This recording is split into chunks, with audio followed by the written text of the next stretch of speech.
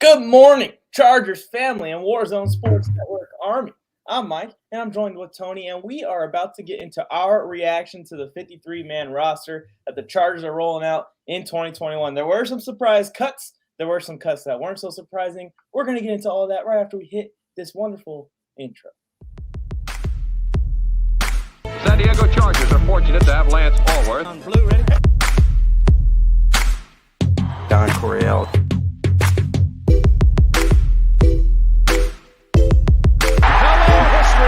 Touchdown, San Diego! Woo!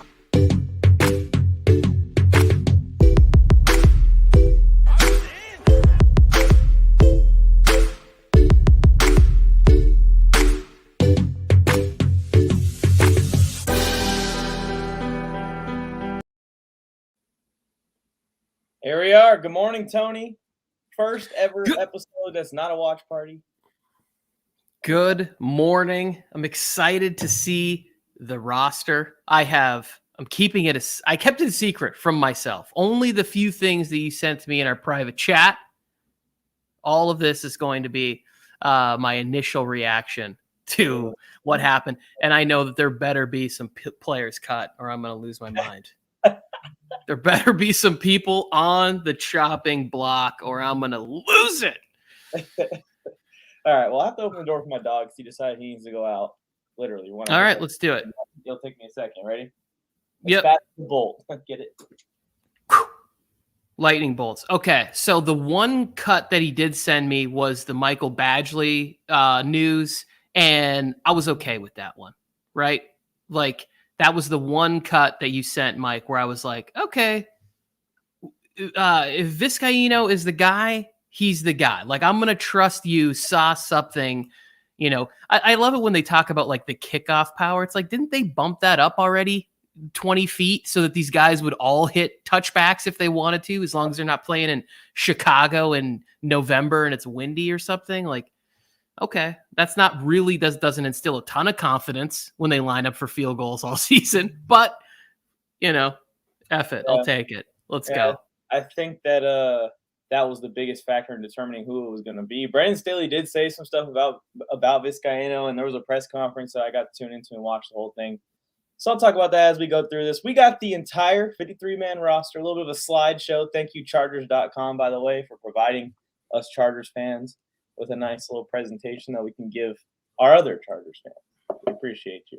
Anyways, punter Ty Long, no surprise, right? No. They brought in some competition, but he booms balls. Yeah, I mean, I was a close second. A lot of people don't know that, but collegiate punter here at the left out university. I couldn't kick anything to save my life. Yeah, good punter. Glad we got him. Let's move on. Congratulations, Ty. Yeah, and he's not by any means. He's not like this all-world, not even a top 10 punter in the league. But Are you super serviceable? This is a joke. This is to troll me?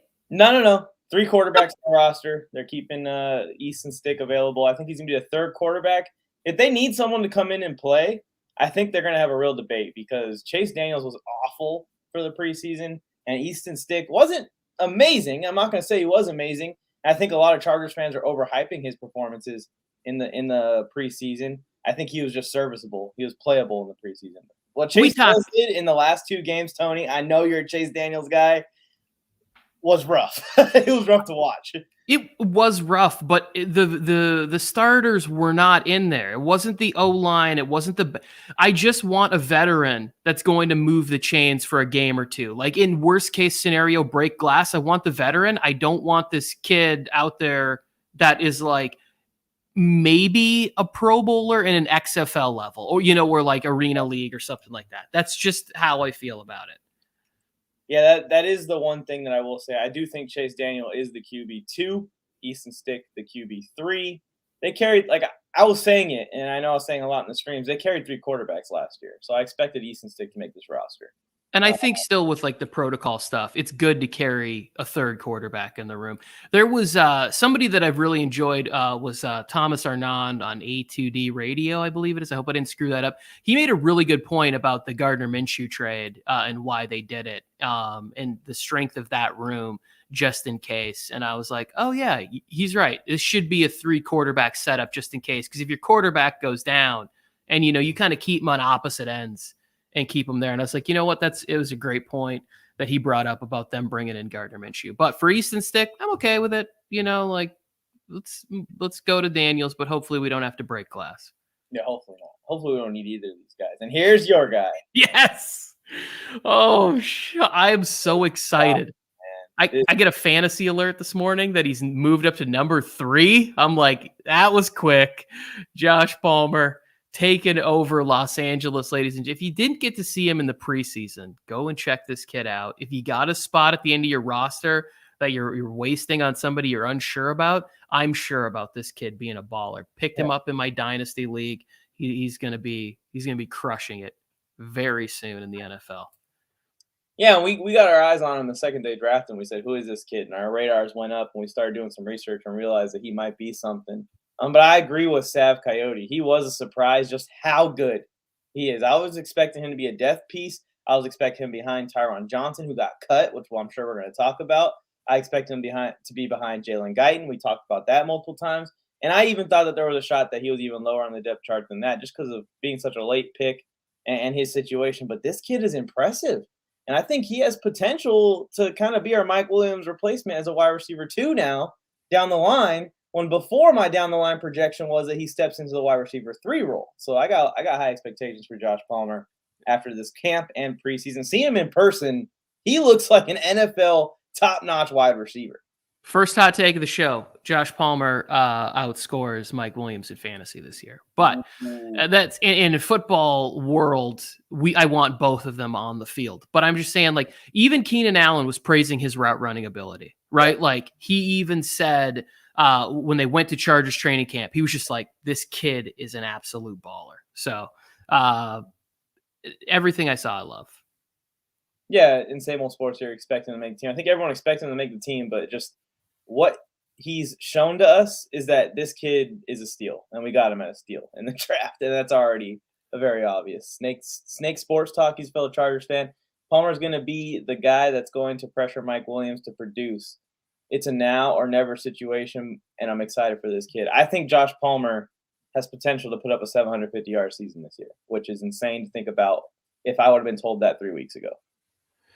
Well, I mean, when you're like, this is the way I look at it. If Keenan is going to get more doubles, right? Like, he's going to be looking for somebody, and you have a quarterback who has the ability that Justin Herbert has. He's in a perfect situation. It's why I love him. I wouldn't love him as much if the quarterback was less than, but you know how I feel about Justin Herbert and what I think he could do. And I joke around about him being an MVP candidate, but he has that kind of talent and ability.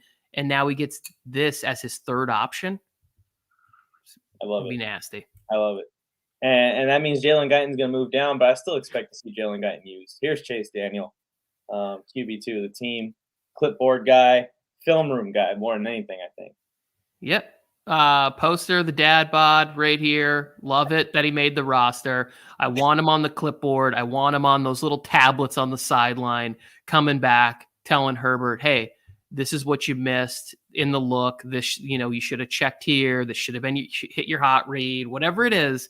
I want him knowing it in his ear when he comes to the sideline. So I'm happy that Chase is on the roster. This is a great point right here by YGS. And sorry to go back to Josh Palmer. He says that he thinks Palmer can be that wide receiver that allows us to use Keenan more in the slot. I think more than just Keenan in the slot. I just think moving Keenan around the formation in general, using him all over the formation, outside, in the slot, close to the line of scrimmage, even in the backfield if they want to. We see Odell Beckham Jr. and other route running style wide receivers come into the backfield and run routes out the backfield.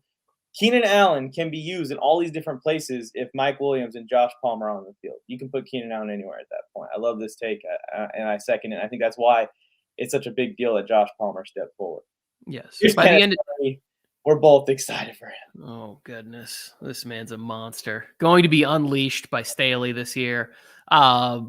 like that was the first big panic that we had from the fan fest, was seeing him like get up slowly. I was just like, no, I don't want this. This isn't even a fake preseason game. This is just squad against squad. Get up, go over there, get some, I don't know, oat milk massage into your hamstring, and you're done for the day. Here we go. You gotta love it. You gotta love it. And then, of course, number 10 didn't have to play it down, didn't have to lift a finger. He makes the roster with his eyes closed and his hands tied behind his back. He could kick balls and make this roster. He probably is a better kicker than our field goal kicker. In the first 15 minutes of his emergency situation, he made the roster for the rest of his life.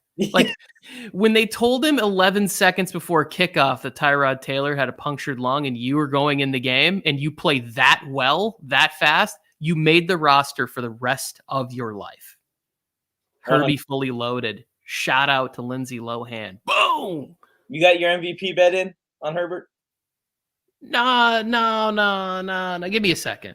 I need to send my ticket in. Even if he doesn't win it, I like the odds. I'm pretty sure it's going to be a payout. He's probably behind Mahomes, Rodgers, Brady, and maybe one other quarterback. Top 5, though, for sure. MVP candidate.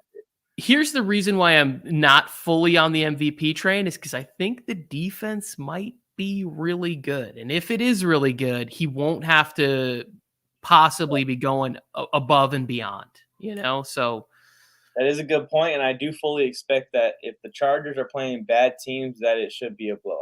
I feel like this team is ready to blow out bad teams. Now, when we play good teams, expect good games, expect tough games, and when we play division rivals, expect tough games.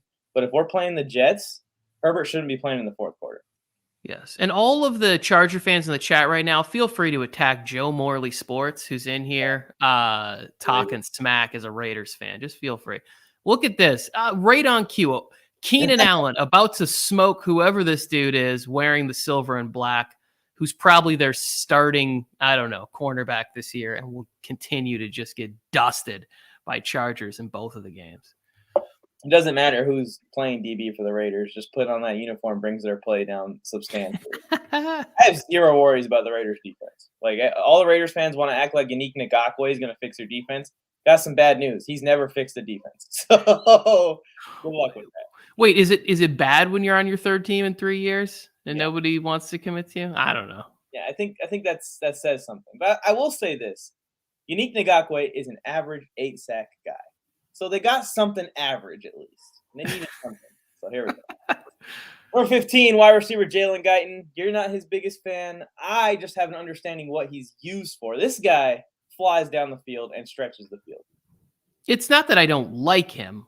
I just love Josh Palmer more. Like I don't want anybody getting it twisted. I wanted him on the roster. I see his value. It's just that who's the guy that whose jersey I want to have? It's Palmer. It's been that since the moment, like 15 minutes into FanFest. I was like, this kid is just making every single play. Mm-hmm. And he was just there. It didn't matter who was throwing him the ball either. And he was getting open on everybody. It was fantastic. Yeah, I agree. And I started to see it more and more throughout the preseason, throughout practices and seeing camp footage and everything, that Josh Palmer is the more well-groomed wide receiver. He's a better route runner than Jalen Guyton. Maybe Jalen Guyton got in the speed department, but it's probably still very close. Josh Palmer's a lot faster than I expect him to be. I expect him to be a big body jump ball wide receiver, but he seems like a more technical guy. But Jalen Guyton's still going to get his work in. He's the field stretcher, and he opens it up for Jared Cook and Keenan Allen to work down and underneath in an intermediate range. So I expect Jalen Guyton to still be heavily involved in this offense. And an ad. We appreciate that. Not sponsored. There it is, Tristan Vizcaíno. Yep. So hopefully not. Again, as I said in the opening, I'm good with this as long as they saw something from and I don't even know how you simulate that. What do you have a bunch of guys with trash cans and dumpsters circle around them and just shout the worst things about their mother while they're trying to attempt field goals? I have no idea what the plan is, but I'm hoping that he is 87 to 92%. I would be happy if that was the ratio for field goals, extra point. Just live in that neighborhood to where I'm not just constantly sweating every time they line up for a field goal. So here's what Staley said about Vizcaino and what separated from Badgley. He said that he loves Badgley and he appreciates what Badgley did for the team. And he said that Badgley competed every step of the way. So thank you to Badgley. He actually is the all-time record holder for the longest field goal in Chargers history. So Chargers fans, we can never forget about him. I think he lost his confidence. And there was something in his kicking motion where he was pulling kicks. I watched a few kicking videos, talked to a few former kickers, and they told me that it almost seems like he's not going to be able to fix that unless he completely changes kicking motion, which you don't do when you get to the NFL level. You just don't do it. So Staley was saying that Vizcaino has true talent to kick this ball, and that's almost an exact quote. We will see, Staley. He said that Vizcaino is in the beginning of his career, and what they see in every other kicker that they've seen in their lives is special. He's got it. So I believe in it. If you believe in it until I'm given reason not to believe in it, I still want the Chargers to go after a veteran kicker that was cut this last weekend. Cody Parkey, Joey Sly. They're both available right now. Agreed. And also, I think sometimes when they do the big leg thing, it's overrated to me, right? Like, I want somebody, Rodrigo Blankenship, just put it down the center from 47. Like, that's it. If you, like, I don't want a guy who's like, well, he consistently makes from 58. If you're kicking 58-yard field goals, you're not a playoff team. Like, if that's what you're relying on, like somebody who can make it from that deep, like, it's nice, but I want consistency inside 48 yards. Yeah, and I expect it with this situation that we're in with the kicker situation for the coaching staff to wisen up and not just keep sending them out there. And when it's 4th and 3, just go for it. That's our best bet, I think. Yeah. Anyways, quarterback Tavon Campbell, everyone kind of expected to make the roster. He made a few plays in preseason. He's going to be a depth cornerback behind our big three of Michael Davis, Chris Harris Jr., and Asante Samuel Jr. But this guy can come in and play if we need him to, and he's got a big body. So he can come up and guard bigger receivers and maybe even tight ends. I like this. When we were watching one of the preseason games, he made a couple mistakes you were not happy about, right? Like he was out of place and a couple big plays happened, I think, against the 49ers or whatever. But he seems aggressive and not afraid of the contact and ready to go. So I'm in for this. Those were mental slip-ups, but I think that he's a playmaker. He's got his hands on the ball a few times. Yeah. Justin Jackson makes the roster, assuming he's going to be RB2, but another guy also made the roster that could be threatening him. And I'm not talking about Kelly, so get excited, Tony. Adderley, he's going to be a starting free safety. He's got to have a better year this year. I feel like this is a make-it-or-break-it year for him. I didn't get to see too much of him in preseason, so hopefully he's out there and he can have the same kind of success that the safeties have had in past Brandon Staley. I mean, look at the guys from the Rams, both got picked up by the Browns, like got nice deals or whatever. So, I mean, like you said, just got to play better, got to be stronger. And I'll support him as long as he's not doing shit that makes me lose my mind on Sunday. Yeah, we know how talented this guy is. He's a ball hawk. He's really good in coverage. He has the ability and he has the build to be a similar style safety to like a Tyron Matthew. He just has to be consistently on the field and consistently playing at a high level. We'll see. He's been on the COVID list, but he said that he doesn't have COVID. I think it was like a contact tracing thing that put him on the COVID list. Yeah. Chris Harris Jr., no brainer. He's another guy who didn't have to put on pads to make this roster. We're expecting to see Chris Harris Jr. be a little bit more dynamic as well. Like we said, with Keenan Allen being able to move around and play multiple positions as a receiver with Josh Palmer coming in, Asante Samuel Jr. is going to give the Chargers a little bit of ability to move Chris Harris Jr. around. He's slot, right? Slot corner is where he kind of dominated with Denver a few years ago. So hopefully that's an option too with the Asante Samuel Jr. Yeah, I think Chris Harris has some left in the tank. We saw it last year, especially in the Raiders games. He really balled out in both those games, so we'll see what happens there. Yeah, hopefully he can teach Jalen Ramsey how to lock down Hunter Renfrow on the slot. Yeah, we'll show him. Asante Samuel Jr. This kid was impressive. Yep, showing off that preseason interception. Very excited for ASJ, to hopefully come in and just add to a really potentially great secondary. I think that Asante Samuel Jr., if he can make plays like this, because he is a playmaking defensive back, let's say he racks up 3, 4, 5 interceptions, he could be our guy that we send up to compete for Defensive Rookie of the Year. This guy is a playmaker on the ball. His coverage has been a little shaky, and we saw some blown coverages in the preseason with him out there, but they looked more like mental errors more than talent or just getting burnt. So I like that better than getting burnt. He just got to study the playbook and get into the NFL game. He is a rookie. We got to remember that. A second-round rookie, too. Joshua Kelly makes the roster. Why?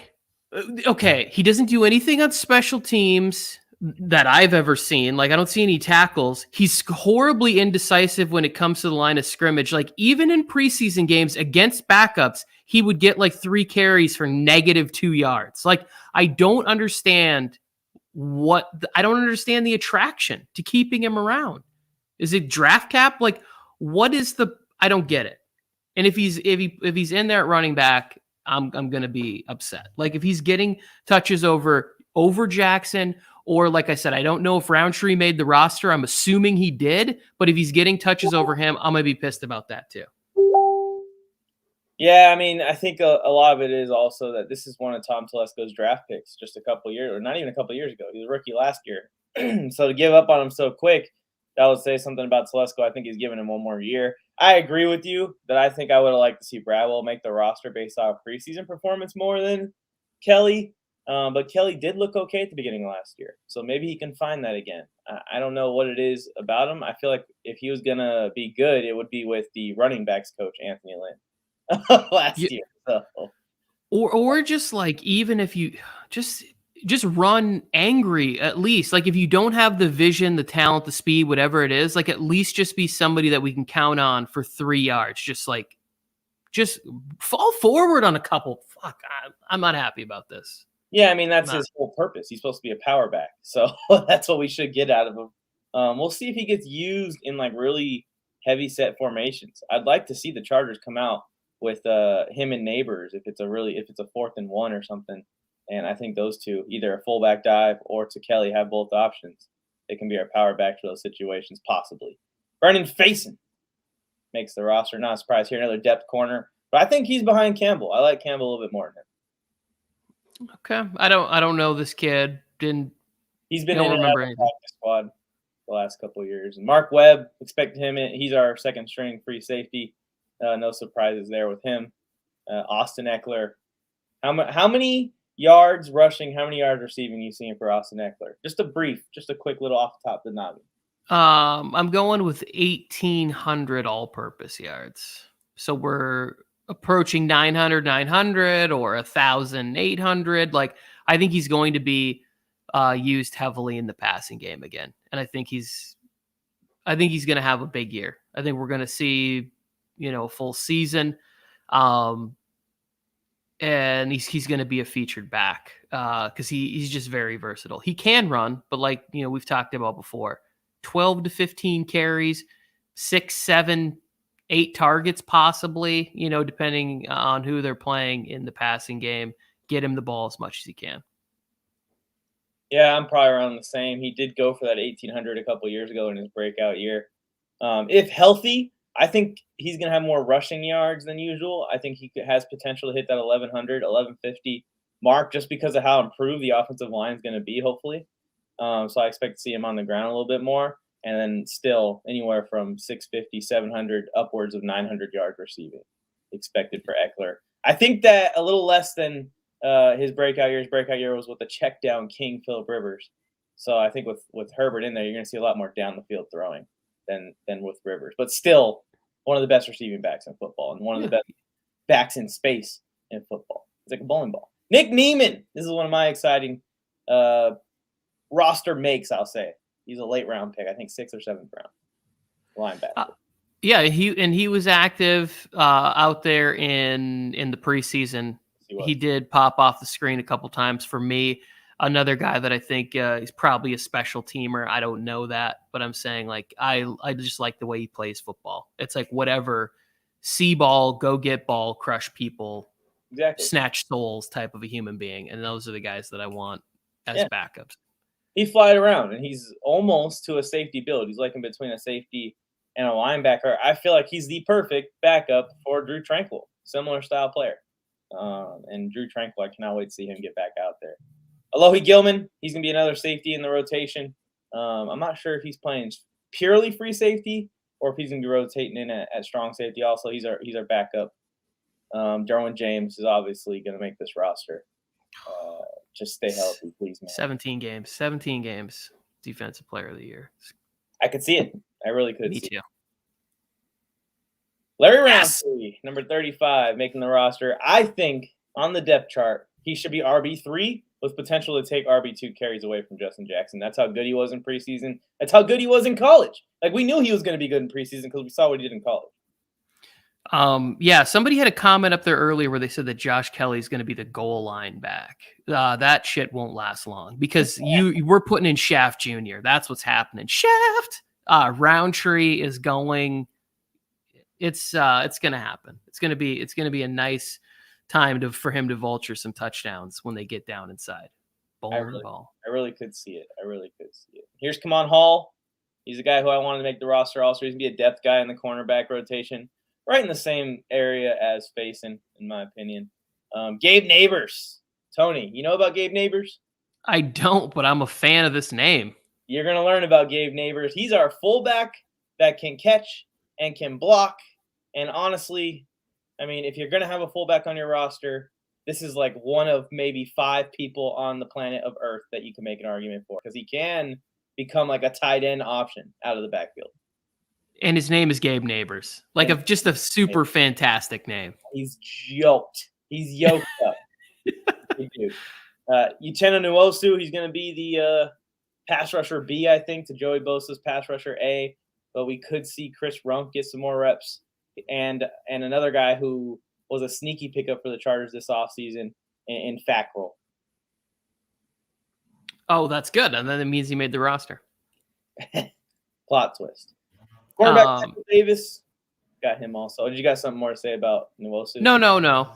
We can move on. Yeah, Mike Davis. I was excited they brought Vato back. He was a last year, re-signed him to not too big of a deal. They got good value on him. They're going to be paying him $7 million a year, $8 million a year, and he's a really, really, really good CB2. I won't call him a CB1 until he proves to me he's a CB1. But a really good CB2. Yeah, I think that maybe in a healthy defense he can thrive a little bit more. You know, he can pop. But they've had so many injuries. He's kind of been disappointing a little bit. Yeah. If Staley can get him in a similar step up that he got out of Darius Williams in Los Angeles in the Rams last year, I will be super excited. Darius Williams is a baller now because of Staley. So hopefully he can do that with Mikey D. Come on. Bam! Kaiser White, another depth linebacker. He's a guy that can come in and play that Kenneth Murray role if we need him to, or he can pass rush. That's why I really like him because he can be a defensive lineman if we need him to.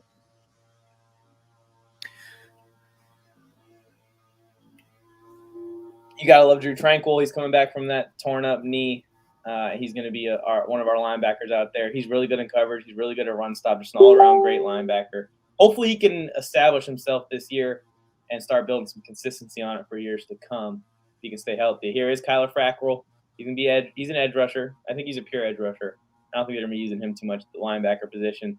But I called him Baby Bosa in the stream, and everyone was like, he's older than Bosa. I was like, I just mean, like, not as good Bosa. Yeah. Technique, same style play, just not as good. Discount Bosa. New long snapper, Cole Mazza, man. He's been the long snapper for years, but this is the nature of the business. Cole Mazza gets hurt. He gets replaced in 1 year after being the Chargers long snapper for like 4 consecutive seasons. Yeah, and this looks like a commercial, actually. There's Nick Steven running. Who is that, Steven Anderson back there?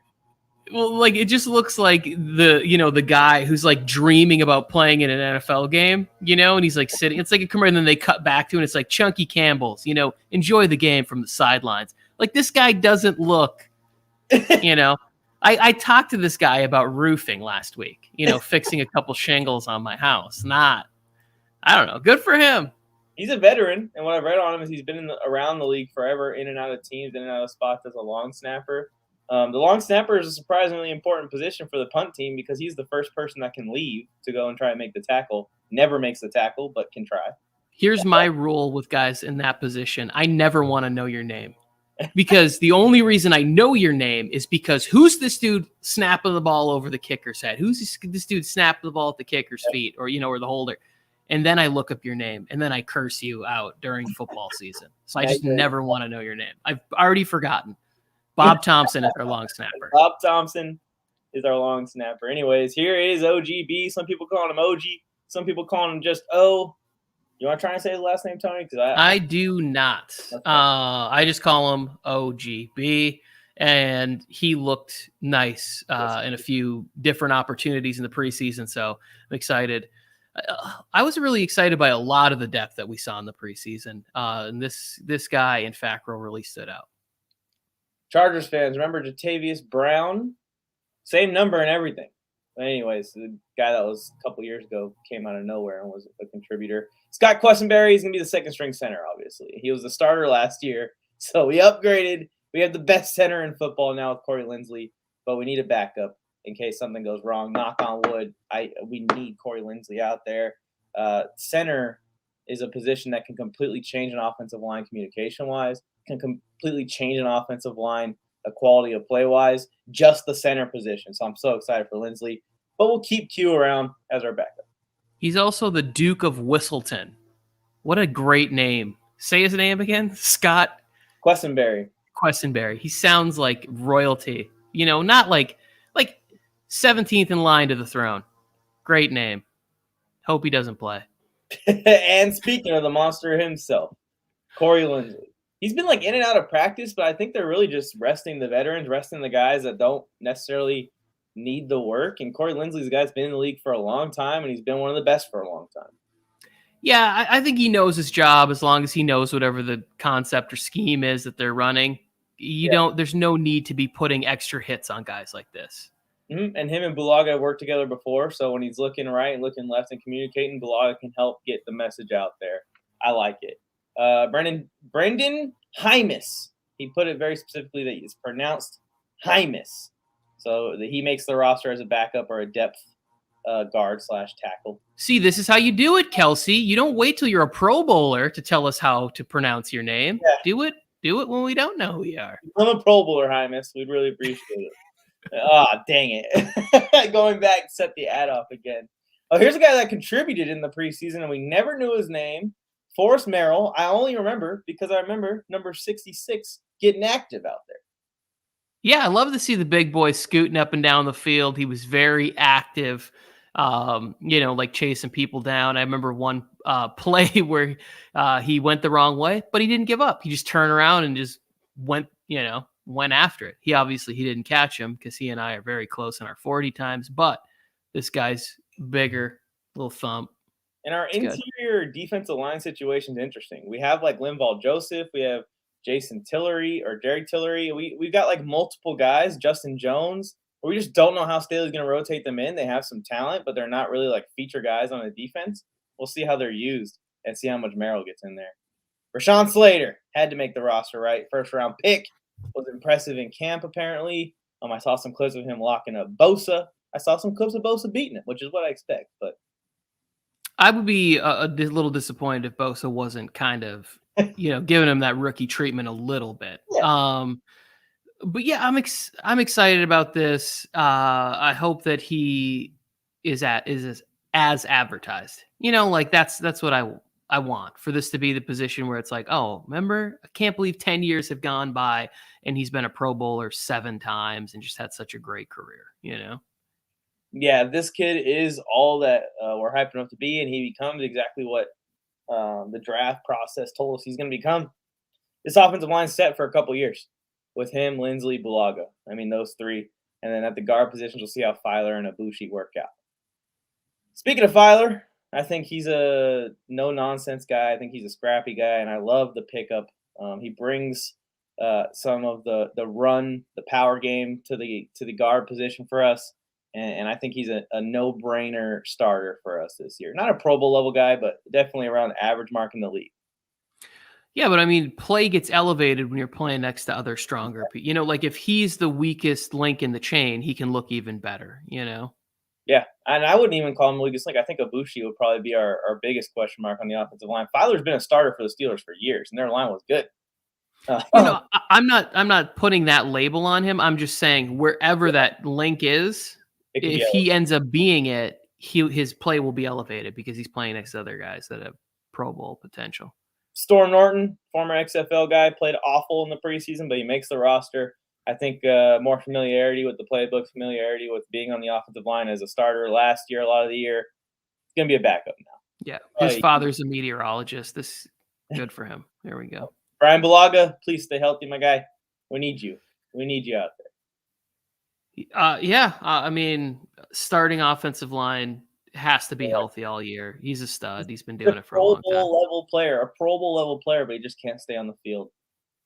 Here is Ade Ibushi. I think he's going to start here at this other guard spot, the right guard spot, I believe.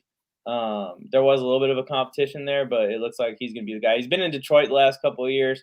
Never had really a great season, like a great complete season. But he is, I think, a slight upgrade from what we had last year. So we'll take it. We'll take it. Trey Pipkins, he's going to be a backup now. Another guy that was just – I mean, Chargers fans are demanding his cut. And I think that you could make a case that Tyron Johnson should be on this roster in place of Trey Pipkins. I know we need the depth at tackle, but Pipkins is not the depth we want at tackle.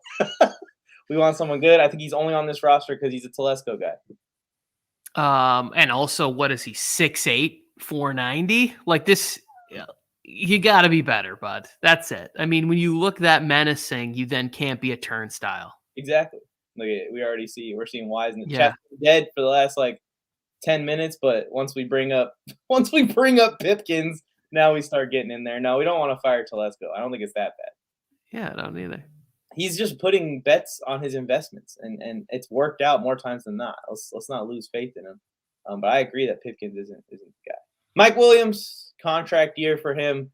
Chances of him being a Charger next year look low. And if Josh Palmer's as good as he is, I've been saying it, Tony. I'd like to see them flip Mike Williams before he walks for nothing. And it's sad, and I'm sorry, Chargers fans, because we love Mike Williams. He can't stay healthy. And if we're not going to re-sign him anyways, let's get something while we can if we don't absolutely need him for a potential playoff run. They're not going to move him now.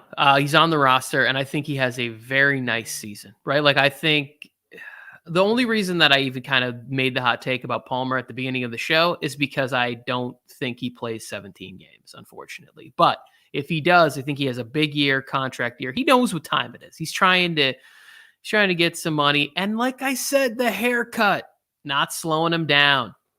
Looking clean, looking mean. Let's go, Mike. He will be a little bit faster. Stephen Anderson, who's the Trey McKitty vulture, I guess. Everything we expected out of Trey McKitty this preseason, Stephen Anderson provided us. He just had a couple catches. He did, but I wanted to see more of McKitty. This YGS, I like this. I like this person. I agree with this comment. Yeah, I do. It's good. I think San Francisco is an interesting spot for him possibly to land too in free agency more than if they were going to trade for him. But he could end up in just a bad place where he just takes money, which would suck for his career. Yeah. KJ Hill, surprised that he made it and Tyron Johnson did not. He's a punt return though. He can punt return. Tell me that Mike Williams wouldn't look just absolutely correct in a Lions uniform. Oh my God. I can still root for him, so I don't got to worry about losing to the Lions ever. Him and Tyron Williams, the Williams bros reunite. They love their Mike Williams. I think and we won't go into that. This is Charger stock. KJ Hill's fine. He seems like one of those people that's just reliable, right? Like you said, nothing spectacular on any front, just reliable. Just don't muff any punts, or you will to be cursed out on Sundays. And there were muffed punts last year, which was why I was mad when they traded Desmond King.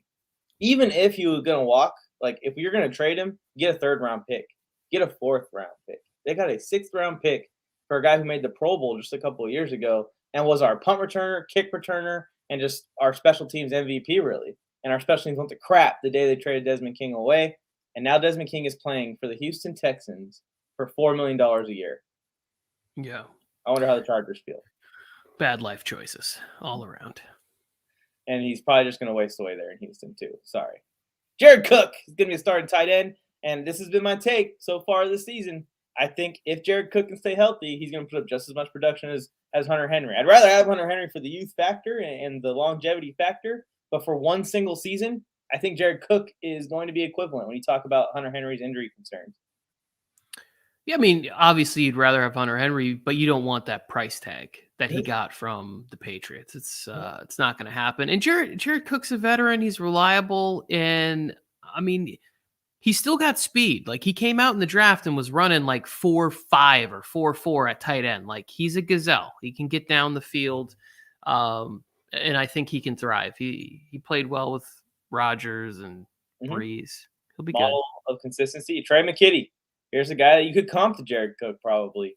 I'm expecting to see him and Donald Parham rotated in those red zone heavy tight end sets. And if they go to play action, we could see Trey McKitty catch a few touchdowns this year.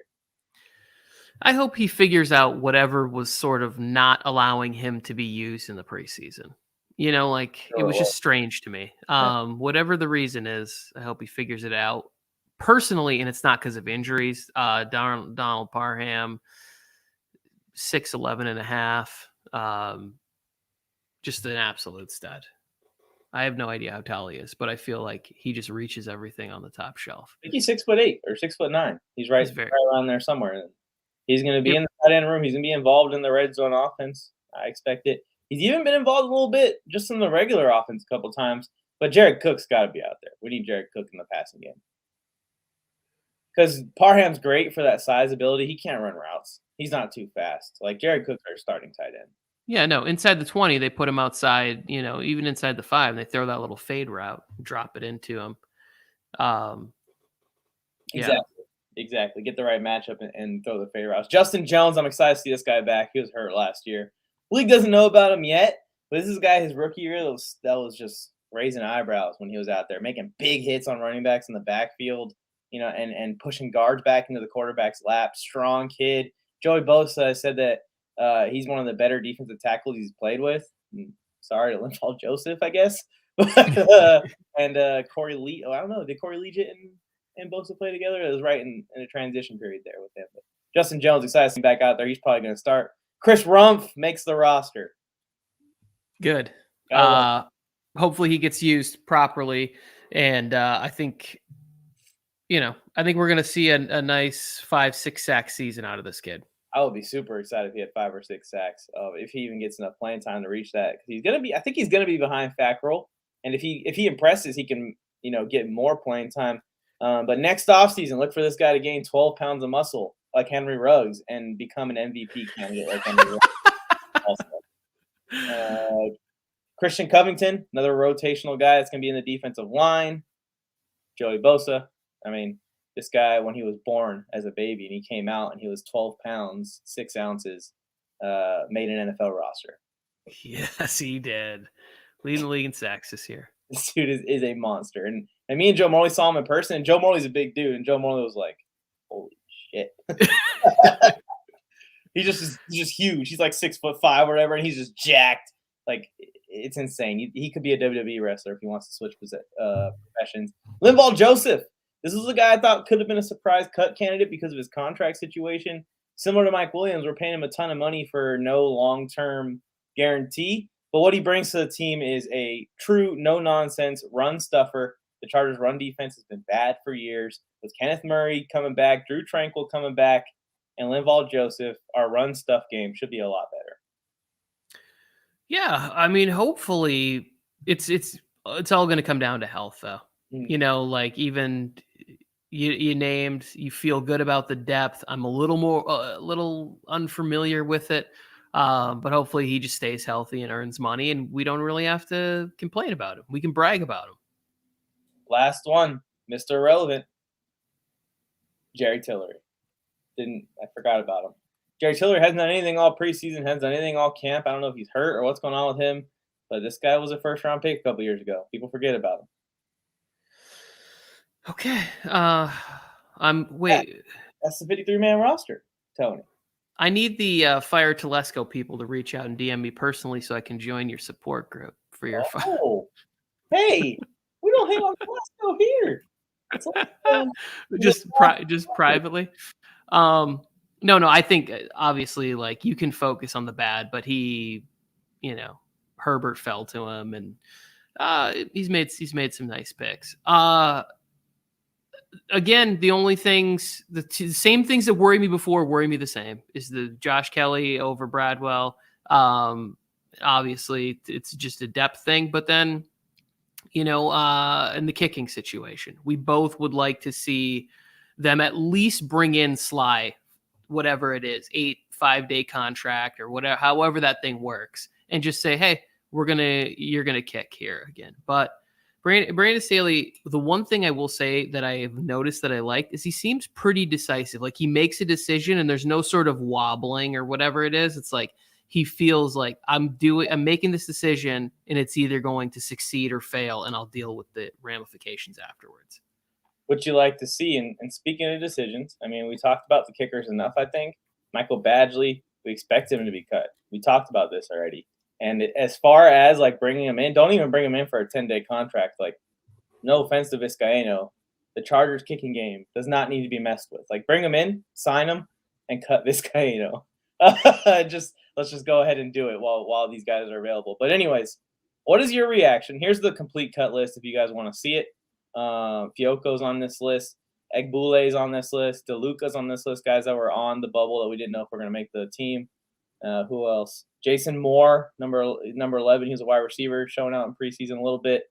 But the biggest one, Tyron Johnson was the wide receiver 4 for the Chargers last year and had almost 600 yards receiving. What's your thoughts on Tyron getting cut? And the Chargers, I think, are only carrying 5 receivers into the season. So we're going to have some practice squad guys, I'm sure. Yeah, but I think that was a little bit of that. The reports was that he didn't show up prepared, kind of like he'd had a very bad camp. He seemed kind of like maybe coming with that attitude where I did have a good season last year, I'm already on this team type of a thing. And then people just came out and balled. I will say that Jason Moore, I didn't necessarily see him on the roster, but what I saw from him in the preseason, he was catching a lot of balls that were not well placed, which I like. I like that ability when the ball's behind you. He's snatching balls, going down and getting them low. Like I thought he was a nice player. I'm not really mad about any of these except for Bradwell. Like I just think that although he may never have been like the greatest running back, he ran with intention. And you have to have that in football. You have to have the guy that just sort of like,